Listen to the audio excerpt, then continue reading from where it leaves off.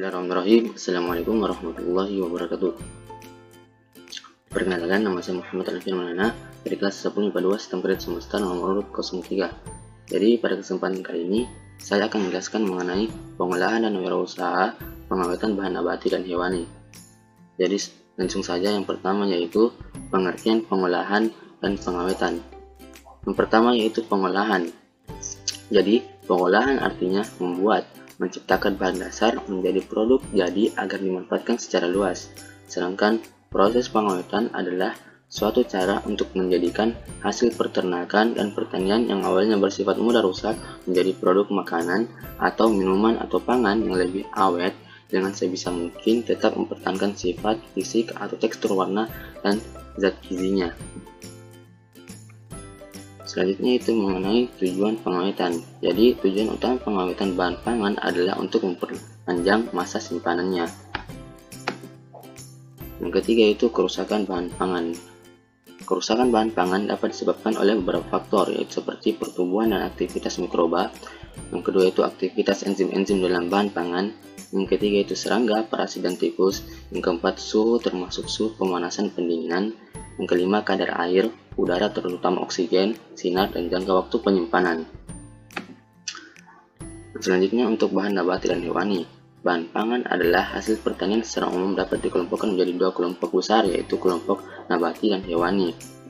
Jadi bahan nabati adalah bahan yang diperoleh dan berasal dari tumbuhan seperti sayuran, buah-buahan, rempah-rempahan, umbi-umbian, rumput laut, dan serealia.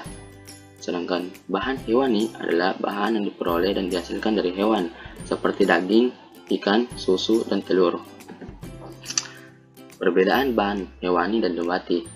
Yang pertama itu untuk bahan hewani umumnya daya awetnya rendah, sedangkan untuk bahan nabati umumnya daya awetnya tinggi. Yang kedua itu untuk bahan hewani umumnya bersifat lunak, tidak tahan tekanan dan hantaman, sedangkan untuk bahan nabati tak demikian pada beberapa bahan nabati. Yang ketiga itu sifat setiap bahan pangan spesifik dan sukar digeneralisasi untuk bahan hewani. Sedangkan untuk bahan nabati, meskipun sifat setiap bahan spesifik, tapi masih bisa dicari sifat-sifat umumnya. Untuk yang keempat, untuk bahan hewani yaitu umumnya merupakan sumber protein dan lemak. Sedangkan untuk bahan nabati, selain sebagai sumber protein dan lemak, juga sumber karbohidrat, mineral, dan vitamin. Sedangkan untuk proses dan alat pengawetan bahan nabati dan hewani, ada beberapa metode pengawetan pangan, yaitu dengan cara menonaktifkan, menghambat, mencegah faktor-faktor penyebab kerusakan makanan. Metode tersebut yaitu pengawetan dengan suhu rendah, yang kedua itu pengawetan dengan suhu tinggi, yang ketiga itu pengawetan dengan pengeringan, yang keempat itu pengawetan dengan bahan kimia. Sedangkan untuk cara merancang pengawetan bahan nabati dan hewani yaitu seperti pertama mencari ide, yang kedua itu percobaan, yang ketiga itu perencanaan produksi, yang keempat itu pembuatan produk pengawetan dari bahan nabati dan hewani. Sedangkan untuk pengemasan dan perawatan produk hasil pengawetan nabati dan hewani yaitu ada beberapa hal yang harus diperhatikan, seperti kemasan harus dapat melindungi isi dengan baik, yang kedua itu bentuk dan ukuran menarik, yang ketiga labeling harus jelas dan komplit, yang keempat bahan kemasan harus ramah lingkungan. Jadi untuk fungsi kemasan ada tiga. Yang pertama itu fungsi perlindungan, fungsi penanganan, dan fungsi pemasaran. Sedangkan jenis bahan kemasan ada tiga juga, yaitu kemasan primer, sekunder, dan tersier. Dan untuk bahan kemasan ada 5, yaitu logam, gelas, plastik, kertas, dan kemasan fleksibel.